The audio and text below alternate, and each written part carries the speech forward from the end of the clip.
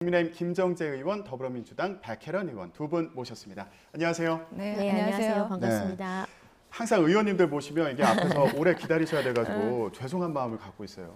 예. 괜찮습니다. 그 시간에 전혀 자료 아닙니다. 살펴보고 뉴스 보고 재밌어요. 감사합니다. 네. 아니 의원님 지난주에 네. 국민의힘이 굉장히 경랑의 시간을 보냈거든요. 이제 네. 좀 정리가 되는 겁니까?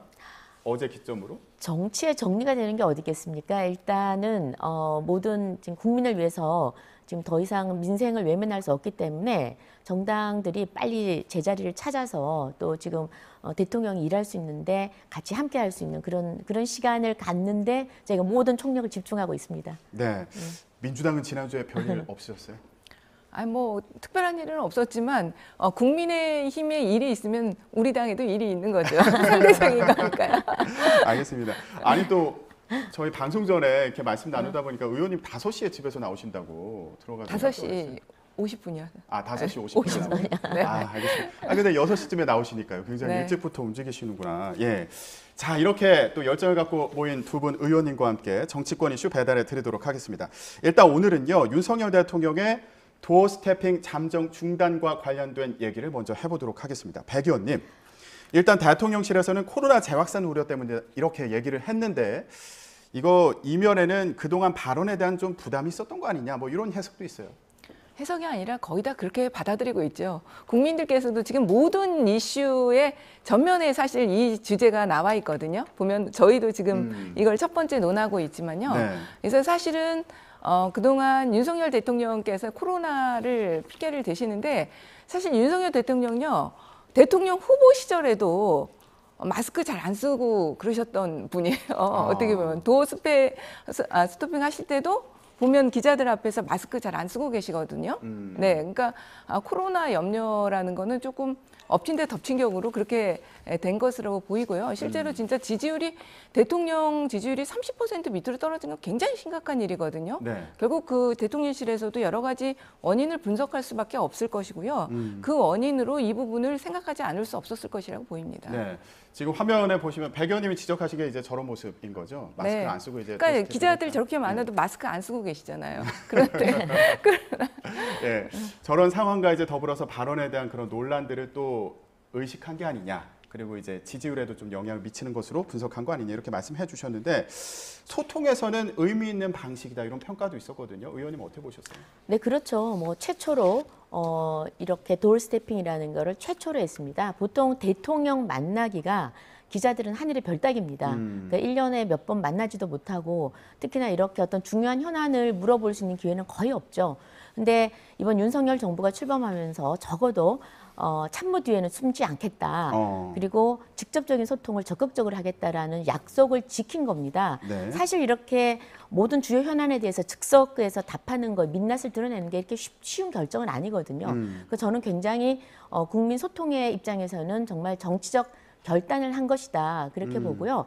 지금 잠시 이제 코로나 확산 때문에 잠시 잠정 중단입니다. 네. 그리고 지금 그 한 150여 명의 출입 기자 중에 한 11명이 지금 확진 판정을 받았다고 합니다. 이런 상황에서 뭐 당연히 중단을 하는 건 당연한데 잠정 중단이니까 저는 곧 재개가 되지 않을까 싶고요. 네. 또 재개돼야 된다고 봅니다. 그래서 네. 지금 민주당에서 이제 지지율 떨어지니까 원래 이렇게 뭐가 떨어지고 이러면 이거 누가 한 사람 때리기 시작하면 다 모여들어서 막 때리거든요. 그러니까 지금 대통령 지지율 떨어진다고 그냥 떡 봉기며 제사 지낸다고 지금 너무 과하게 지금 하시는 것 같은데 이번 이 조치는 불가피한 조치고 저는 재개될 거라고 보고요. 네. 앞으로 재개될 때는 좀 더 나은 방향으로 돼야 되겠죠. 그러니까 저도 재개돼야 된다고 봅니다. 그런데 재개될 수 있을지는 조금 의문이에요. 어제 대통령실에서 발표한 거를 보니까 이 도어 스태핑만이 아니라 요즘 대변인 브리핑도 서면 브리핑 위주, 대통령의 행사에서도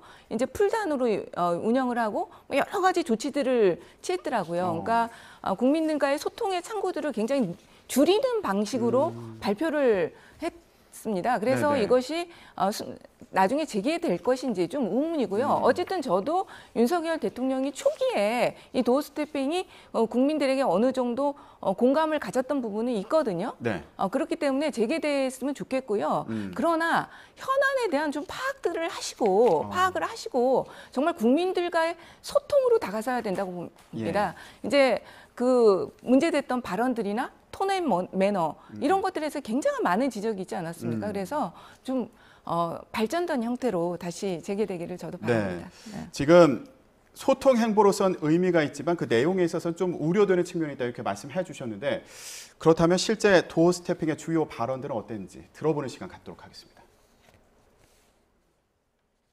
우리 정치 과정 자체가 국민 통합의 과정입니다. 나는 통합을 어떤 가치를 지향하면서 할 것이냐 얘기하는 겁니다. 이래야죠. 그리고 집에 창문이 흔들리고 마당에 나뭇가지가 흔들리는 거 못 느끼십니까? 지금 우리 경제 위기를 비롯한 태풍 권역에 우리 마당이 들어와 있습니다. 뭐 과거에 민변 출신들이 아주 뭐 도배를 하지 않았습니까? 좀 지나고 나면 현 정부 일도 또 수사가 이루어지고 하는 것이지 뭐 민주당 정부 때는 안 했습니까? 그럼 전 정권에 그 지명된 장관 중에 이렇게 훌륭한 사람 봤어요? 다른 정권 때하고 한번 비교를 해보세요. 사람들의 가질이나 이런 거죠. 자, 지난 2달 사이 이제 도어 스태핑의 주요 발언들을 좀 모아봤는데 저희가 논란이 됐던 발언과 그리고 또 소통 행보다 이렇게 평가를 받았던 그런 모습들을 좀 같이 준비를 해봤습니다. 의원님은 좀 인상적이었던 그 순간이 있으세요? 저는 오늘 그 잠시 방송된 데는 없고요. 맨 첫 번째 한 발언 뭐 쭉 기자들이 물었을 때 일해야죠. 아까 일해야죠. 나왔습니다. 네, 그래서 계속 일을 한다라는 것도 이렇게 당선 100일째 되던 날도 그 일해야 된다는 걸 강조한 것 같아요. 그런데 좀 여러 그 발언들 보면 조금 아쉬운 게 뭐냐면 너무 함축적으로 얘기를 하는 것 같습니다. 이게 약간 윤석열 대통령 스타일인데 함축적으로 얘기해서 이걸 잘 이해하겠지. 그러니까 이심전심형인 거예요. 내 마음처럼 이해해주겠지. 그러나 이게 정확하게 문맥상 부연 설명을 통해서 정확하게 전달하지 않으면 상대는 자의적으로 해석하기 마련이거든요. 그래서 저는 앞으로는 그 향후에는 그 좀 부연 설명도 하고, 그러니까 공감을 할 수 있도록 좀 정확하게 설명을 해서 전달력을 좀 더 높이면 어떨까. 네. 그렇게 생각을 하고 너무 있습니다. 함축적으로 표현하다 보니까 좀 왜곡되는 경우도 있었던 네. 거 아니냐 이제 네. 이런 말씀으로 이해가 되는데 박 의원님은 어떠셨어요? 좀 결정적인 순간이 있었다면 언제라고 보세요? 지금 마지막 발언이죠. 7월 5일 날. 이것 때문에 저는 도어 스태핑이 중단됐을 거라고 봅니다. 전 정권 지명된 장관 중에 이렇게 훌륭한 사람 봤어요? 그리고 다른 정권 때 한번 비교해 보세요. 사람들이나 자질이나 이런 거를. 그 내용도 정말 문제죠. 사실 윤석열 대통령도 본인 스스로도 문재인 정부 때 장관 직급인 검찰총장을 지내시지 않으셨습니까? 그런데 본인 스스로를 어떻게 보면 저격하신 발언이고요. 지금 문재인 정부와 비교를 하는 것 자체가 맞지가 않는 거죠. 새로운 정부는 정말 새로운 비전을 보여줘야 되는 것인데 전 정부와 비교를 하면서 전 정부를 저격하는 형태, 그것이 과연 대통령으로서 보일 수 있는 모습이냐, 이런 문제 제기들이 굉장히 많았다고 보이고요. 예.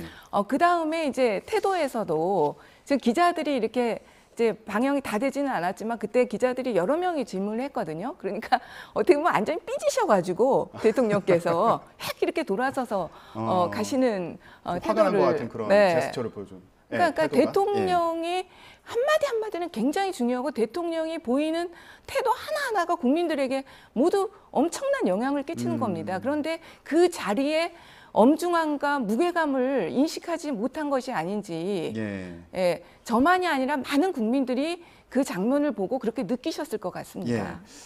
현안 파악도 더 잘 했으면 좋겠다. 그리고 내용은 물론이고 태도에 있어서도 좀 엄중함을 지켜줬으면 좋겠다. 이런 제언을 하신 것으로 그렇게 이해가 되고요. 의원님 같은 경우에는 너무 이심점심으로 함축적으로 표현하지 않았으면 좋겠다. 앞으로 이제 재개한다면 그런 부분 좀 신경 써줬으면 좋겠다. 이런 말씀 해주셨는데 이렇게 도어 스태핑을 중단한 게요. 요거 지지율 때문 아니냐 이런 분석도 있다는 말씀도 또 해주셨잖아요. 그래서 저희가 여론조사 결과를 좀 준비를 했는데 최근 여론조사 결과의 추이를 보면요.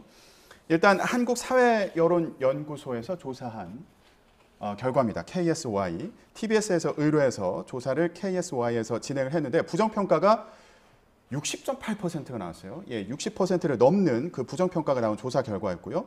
다음에 리얼미터 조사 결과를 보면 부정평가가 57%로 나타났습니다. 그리고 SBS에서 의뢰해서요. 넥스트 리서치에서 조사한 결과를 보면 부정평가가 51.6%로 나타났습니다.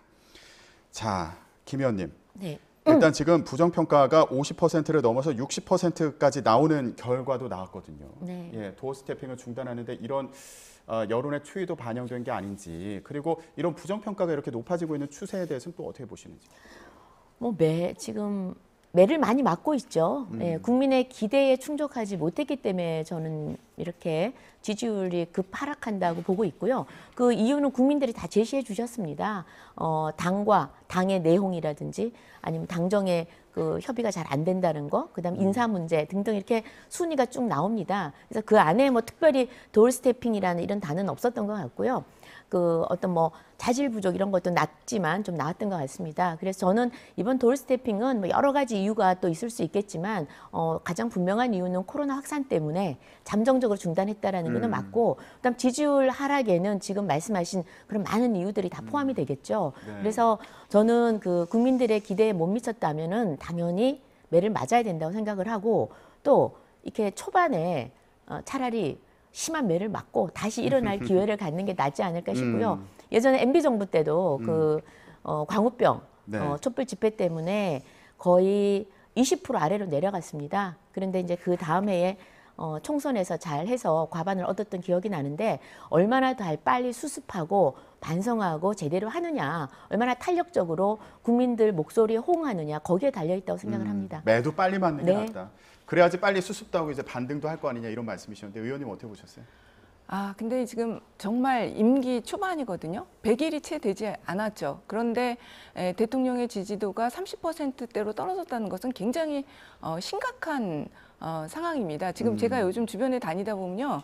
지금이 정권 초가 아니라 정권 말 같다는 이야기를 하시는 분들이 굉장히 많아요. 왜 그럴까요? 사실은 대통령의 지지율이 정권 초에는 굉장히 사실 기대치도 있기 때문에 높지 않습니까? 그리고 정권머리에 대해서는 사실 좋은 정책을 하더라도 어떤 식상감이나 이런 것들에서 떨어지는 경향이 심하거든요. 근데 지금은 완전 정권 초인데도 이렇게 계속해서 떨어지는데, 물론 그 원인이 도어 스태핑에 만에 있지는 않다는 건 다 네. 아시겠죠. 그러니까 인사 참사의 문제, 그리고 특히 나토 회담 직후에 사실 대통령들이 외국에 나갔다 오면 사실 대부분 지지율이 올랐어요. 그게 거의 일반적인 현상입니다. 네네. 그런데 요번에 윤석열 대통령 같은 경우는 나토 회담 갔다 오시고 나서 오히려 지금 떨어지고 있습니다.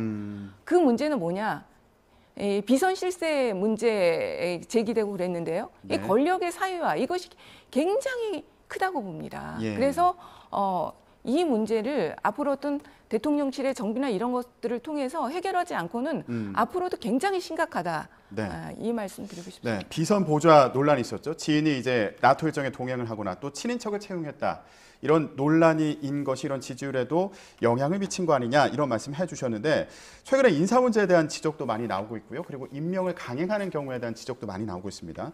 김주현 신임 금융위원장을 인사청문회 없이 임명하기도 했는데, 백 의원님께 먼저 여쭤봐야겠어요. 백 의원님, 이런 상황 관련해서 민주당이 어제 의원총회 열고 지금 정부를 규탄하는 성명서도 발표를 하셨잖아요. 이게 핵심 내용이 뭐가 있는 거였죠?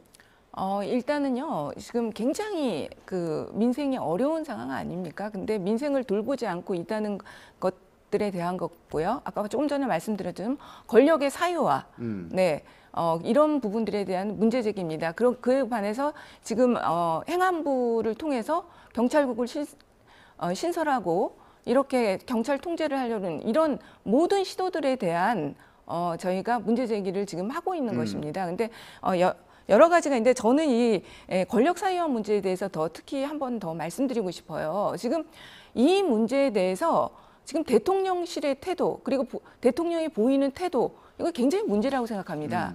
그러니까 국민들이 제기하는 그 문제의 그 시각이 어떤 것인지를 이해하지 못하고 있다는 생각이 들어요. 네. 그러니까 대통령실은 법적 절차적으로 문제가 없다. 채용이나 이제 그 순방에 동행한 그 부분과 관련해서 이렇게 얘기를 하고 있는 상황인데 이게 국민 정서와는 맞지 않다 이런 말씀. 국민 정서와만도 맞지 않을 뿐만 아니라 심각한 문제가 있습니다. 지금 그 정부에서는 실제로 뭐 비용 같은 거 따로 들지 않았다 이렇게 얘기하는데요. 지금 확인된 바에 의하면 사전 답사로 그 신모 씨라는 분이 갔다 왔다는 거 아닙니까? 그때 벌써 이미 비행기 값이요, 네. 왕복 비행기 값이 들었을 것이고요. 숙박했다고 합니다. 그런 비용은 다 어디서 났습니까? 그리고 이런 민간인에게 이런 1급 비밀까지 제공되는 이 현실, 이것에 대한 심각성을 지금 전혀 이해하지 못하고 계신 거 아닌가. 네. 그리고 이 이혼모 인사비서관 되면서 이제 안 했다고 하는데 이혼모 인사비서관 내정된 게 5월 6일이에요. 대통령이 취임하시기 전에 이미 인사비서관으로 내정이 돼서 발표가 됐었거든요. 예. 그러니까 모든 것들이 지금 맞지가 않는 상황입니다. 대통령실에서 얘기하고 있는 것들과 현실이 실제로는 어긋나고 있는 거죠. 네. 네. 이런 문제는 이제 국회를 열어서 정무위원회에서 대통령실 관계자를 불러서 또 물어볼 수 있는 그런 부분인 거죠. 네, 예. 운영위원회죠. 대통령실은. 운영위원회에서. 네, 예, 대통령실은. 알겠습니다. 네. 김 의원님, 이런 이제 민주당의 주장이 이어지고 있는 상황인데 이 부분에 대해서 좀 어떻게 보고 계세요? 뭐 일면 야당의 목소리는 경청을 해야 됩니다. 그리고 국민의 목소리도 경청을 해야 되고요. 그리고 또 사실관계하고 다른 게 있을 때는 설명을 저는 충분히 해야 된다고 보고 네. 판단은 국민이 한다고 봅니다. 근데 저는 지금 가장 중요한 게 어찌됐든 간에 민생입니다. 저희 국회가 지금 계속 민생을 외치면서 국민들은 사실 뭐 여러 가지 지금 도어 스태핑이라든지 아니면 지금 지지율이 떨어지는 인사 문제라든지 뭐 여러 가지가 있습니다만 배부르고 등 따뜻하고 배부르면은 나름대로는 이해하려고 하고 많이 긍정적인 점수를 주세요. 근데 지금 이렇게 박한 점수를 주는 거는 힘들기 때문입니다. 그래서 저는 지금 제일 먼저 저희가 해야 될 거는 이 민생 문제를 해결하기 위해서 빨리 국회가 원 구성을 해야 된다고 저는 생각을 하고요. 예. 그다음 지금 어저께 보니까 민주당이 지금 정부 규탄 성명을 지금 발표를 했습니다. 그 안에 지금 우리 백혜련 의원님 말씀하시는 뭐 권력 사유화라든지 뭐 인사 참사, 뭐 정치 보복 이런 내용이 다 들어가 있는데요. 그 어제 같은 경우에 저는 그렇게 봅니다. 지금 지지율이 많이 떨어지고 있으니까 이때 한번 때려보자. 이때 한번 그래서 샴페인을 벌써 너무 빨리 터뜨리시는 것 같아요. 그리고 지나친 야당이라고 하지만 지나치게 오버했을 때는 야당에조차도 국민들이 결코 그러니까 호락호락하지 않다. 그러니까 그래서 지금 정치 보복이라고 주장하는 부분에 대해서 저는 굉장히 좀 납득하기가 좀 어려운데 사실 지금 정치 보복이라고 어제도 주장하신 거 보니까 서해 공무원 네. 피격 사건이라든지 아니면 뭐 성남 FC 후원금 의혹 이런 것들이 정치 보복이라 그러는데 정치 보복이라는 거는 없는 사실들을 뭐 날조한다든지 이렇게 해서 꽤 맞추는 거. 이런 걸 정치 보복이라 합니다. 정치 보복 수사라고 그러는데 지금 그렇지 않거든요. 다 아시다시피 서해 공무원 이런 피격 사건 같은 경우는 대한민국 공무원이 북한 서해에서 표류를 했는데 이걸 월북이라고 낙인을 찍고 또 북한이 사살하고 불태워 죽인 사건입니다. 여기에서 지금 여러 가지 의문점이 나타나고 있고 또 공무원들도 문재인 정부 때와는 다른 결론을 지금 발표하고 있고요. 특히나 지금 박지원 전 국정원장 같은 경우에는 이 첩보 이 내용들을 지금 일정 정도 삭제했다고 국정원에서 지금 고발한 사건들이 드러났습니다. 당연히 수사를 해야죠. 그렇게 해야 되고 그것 말고도 이재명 지금 의원과 관련된 이런 수사들을 막기 위해서 지금 국회 방탄수사죠. 수사를 막기 위해서 이렇게 전 의원들이 이렇게 모여서 지금 주장하지 않는가 그런 생각을 하고요. 그러나 어저께 주장한 다른 부분에 대해서 겸허히 받아들일 거는 저는 겸허히 받아들여야 된다고 생각을 네. 합니다. 백 의원님 어떻게 들으셨어요? 먼저 저희가요 어제 전면에 내세웠던 것이 민생 안정입니다. 민생 안정, 민생 문제를 도외시하는 정부에 대한 규탄이었고요. 그렇기 때문에 어떤 정치적인 문제 그것만을 가지고 한 것이 아니고 우리가 야당이지만 민생 문제에 대해서 전면에 서겠다, 열심히 하겠다는 의지를 담고 있었다는 말씀드리고요. 네.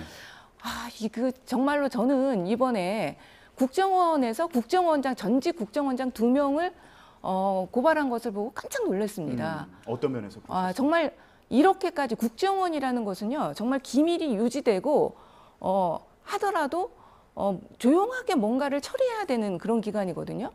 근데 이거는 사실관계도 명확하지 않은 사실을 가지고 국정원에서 고발 조치했고 우리 당의 김병주 의원이 여러 가지 조목조목 반박을 하셨지만 그 삭제됐다는 밈스요. 네. 그거는 군에서는 삭제되지 않았다. 그 원본이 있다. 네, 원본이 있다 이렇게 얘기를 했고 그 관리 주체 자체가 국정원이 아니라 군입니다. 합참입니다. 합참에서 한다는 것이 말했습니다. 나중에 국정원에서 뭐 그거는 아니다 했는데 다른 뭔지 정보를 삭제했다 이렇게. 그랬는데 뭔지 또 얘기를 안 해요. 제가 볼 때는 분명히 오류가 있었을 거라는 그런 생각이 들고요.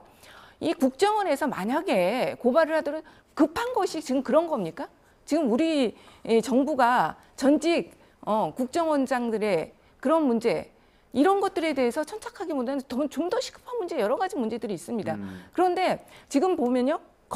검찰이야 어차피 그 윤석열 대통령부터 해가지고 쫙 검사 집단이지만 국정원, 감사원 모든 곳에 검사들이 감찰관이라 들어가서 원 시스템으로 수사하고 정보 제공하고 이런 시스템이 구축되었어요. 네. 이건 굉장히 큰 문제라고 생각합니다. 네. 정부에서 신경 쓸 것도 지금 민생인데 전 정부 일을 너무 집중해서 보고 있는 거 아니냐 예. 이런 지적입니다. 그러니까 간단히 좀 말씀해 다른 주시죠. 정부는 그런 말할 자격이 있을지 몰라도 문재인 정부의 과 함께하는 민주당은 말할 자격이 저는 없다고 봅니다. 문재인 정부 출범해가지고 적폐 수사, 박근혜 대통령을 위시해서 국정원장 4명을 다 감옥에 넣었습니다. 그리고 수없는 장차관을 다들 조사하고 수사하고 감옥으로 넣었어요. 모든 부처에 적폐수사위원회를 구성해서 적폐될 거 다 찾아내라고 했습니다.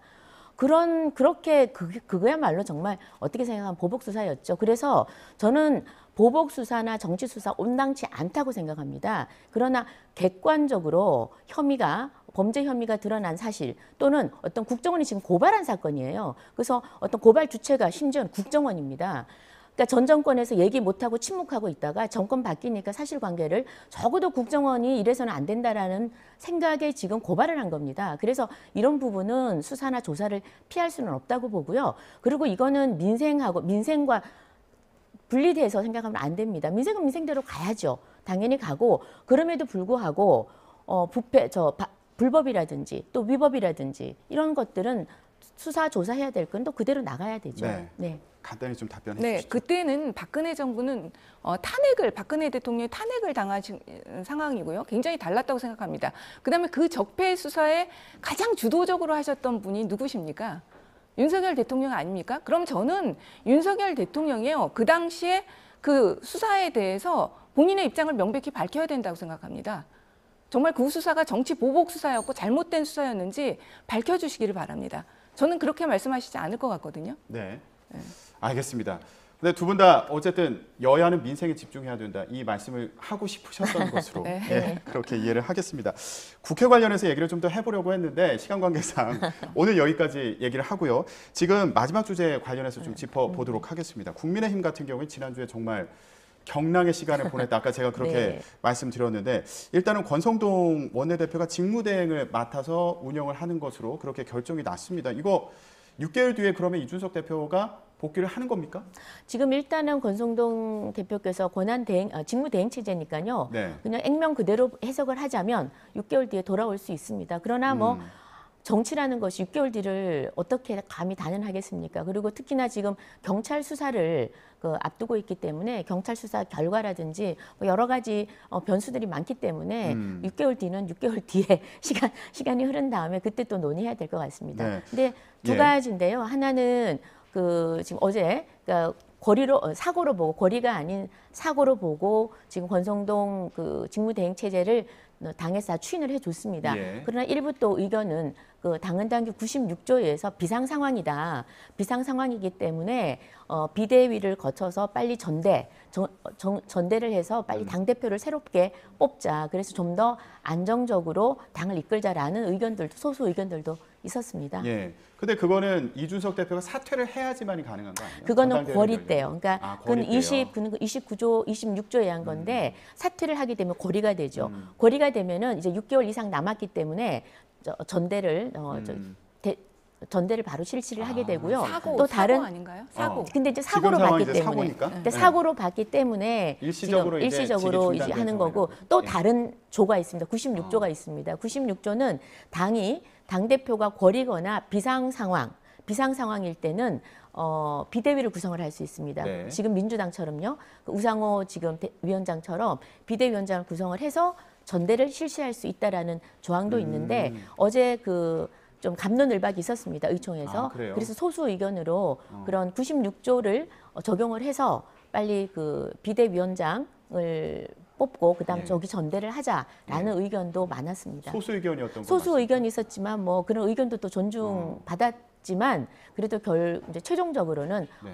지금 권성동 대표 체제로 해주자, 네. 추인하자라는 의견으로 모아졌습니다. 근데 이런 상황을 놓고요. 네. 이거 전당대회 언제 치르냐에 따라서 이제 다음 대표가 공천권을 갖느냐 못 갖느냐 이게 결정되니까 지금 다 그거 계산하고서 이제 그럼요. 추진하는 거 아니냐라는 얘기도 있어요. 정치인들은 그냥 끊임없이 자기 정치를 안 하시는 분이 없기 때문에 당연히 그런 계산을 하겠죠. 그러나 지금 현재로서는 당의 안정이 제일 우선이고 그다음 이준석 대표의 행보 이런 것도 지금 당의 안정과 굉장히 관련이 될 것 같은데 네. 좀 지금은 좀 이렇게 자맹 모드를 취하고 계신데 많은 생각을 하고 좀 심사숙고하는 시간을 가졌으면 좋겠습니다. 네. 물러나라는 입장은 아니신 거죠? 의원님 어떠세요? 본인이 결정하시는 거지 저희가 어떤 뭐 주장을 하는 거는 온당치 않다고 봅니다. 네, 알겠습니다.